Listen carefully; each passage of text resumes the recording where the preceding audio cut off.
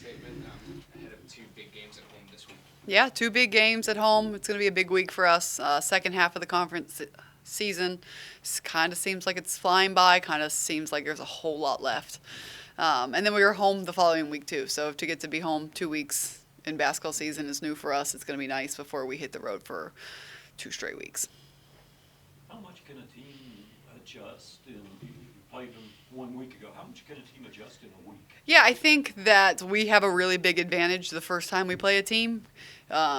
You don't really know what it's like until you play it, and then once you see it and you play against it, there's a lot of adjustments.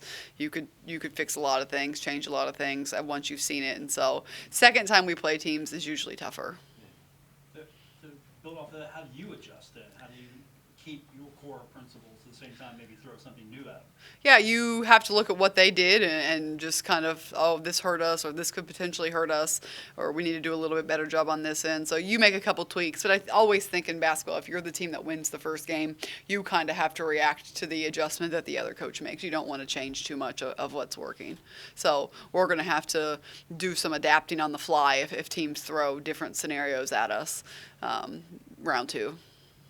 At the same time, you really don't want to get away from what's working, do you? Exactly. So there's a fine line.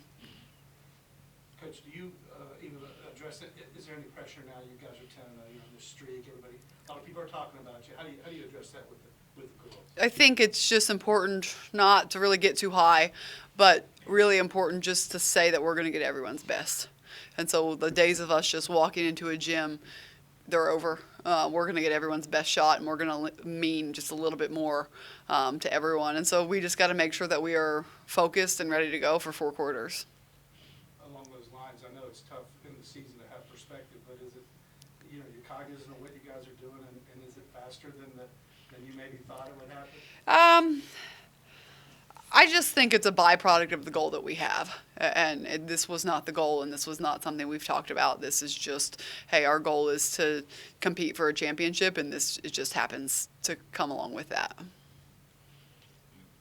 The chance on Saturday to get the men's and women's together on the same day. How big are joint events like that when you can get a lot of people in the building and really just enjoy martial athletics? Yeah, I think it's huge. I think the men are doing well. They had a big week too, and so I think for that and to be able to come home, where we're both coming off of a win streak, and we get to see them play on Thursday, and hopefully they get to see us play on Wednesday, and so it's nice to be home at the same time. It's nice for my marriage as well, for us to be home at the same time, and so, it's always a downfall of not being able to really get to watch the men live very much, and so I think it'll be fun for us to be able to support each other.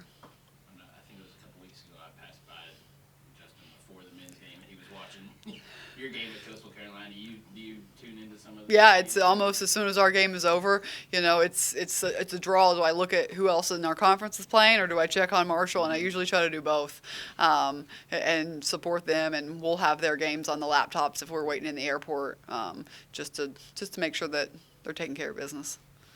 So one time through the batting order, so to speak, in the league, how do you assess the conference?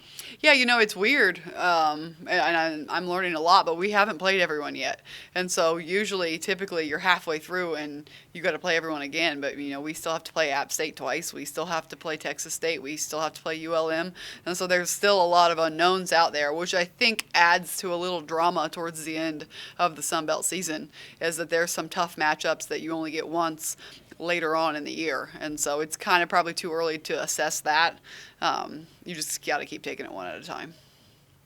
When you look at the games that both Abby and Brianna had, are they kind of feeding off each other when the other starts to get hot? Yeah, I think so. And I think it's always good when you just have a dynamic where they both want the other to succeed. And there were some times where Bree passed up open shots to give Abby a better one, and Abby the same.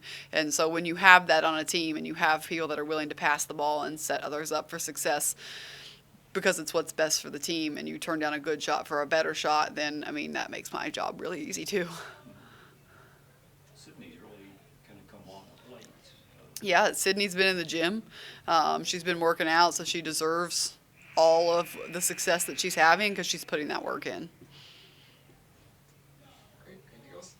Thanks. Thank you, guys.